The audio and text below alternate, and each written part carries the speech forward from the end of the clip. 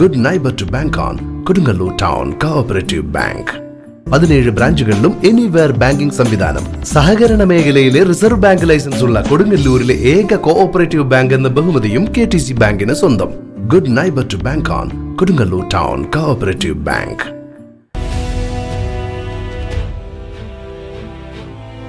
AKTA Kodungallur area കമ്മിറ്റിയുടെ ആഭിമുഖ്യത്തിൽ CR അനുസ്മരണ ദിനവും പ്രവർത്തക യോഗവും നടന്നു. ശ്രീനാരായണ സഭാ ഹാളിൽ വെച്ച് നടന്ന പരിപാടി ഏരിയ പ്രസിഡന്റ് PS ധനഞ്ജയിന്റെ അധ്യക്ഷതയിൽ ജില്ലാ കമ്മിറ്റി അംഗം TV ഗണേശൻ ഉദ്ഘാടനം ചെയ്തു.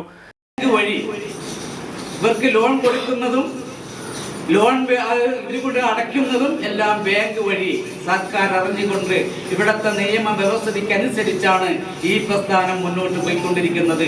കേരളത്തിൽ നിന്ന് മൊത്തം 2000-ൽ താഴെ വരുന്ന ലോൺ സംവിധാനമാണ് ഇപ്പം നിലനിൽക്കുന്നത്. ഇനിയും വർദ്ധിപ്പിച്ചുകൊണ്ടിരിക്കുകയാണ്.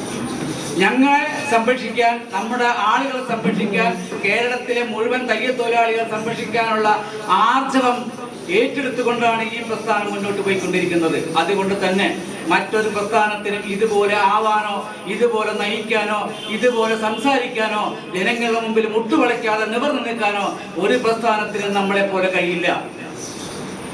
അത്തരം പ്രവർത്തനമായിട്ട് മുന്നോട്ട് പോകുമ്പോൾ, അതിൻ്റെ പടിപടിയായുള്ള കാര്യങ്ങൾ നടത്തി പോകുമ്പോൾ, പക്ഷേ ഇപ്പോഴും നമ്മുടെ സർക്കാർ അവഗണിച്ചു കൊണ്ടിരിക്കുന്നു. നമുക്കറിയാം, ഈ അടുത്ത കാലത്ത് ക്ഷേമനിധിയുടെ റിട്ടയർമെന്റ് പകുതി പോലും കൊടുക്കാതെ 2020 മുതൽ ഈ നിമിഷം വരെ പകുതി പോലും റിട്ടയർമെന്റ് കൊടുക്കാതെ നമ്മുടെ ആളുകളെ വഞ്ചിച്ചുകൊണ്ടിരിക്കല്ലേ സർക്കാർ.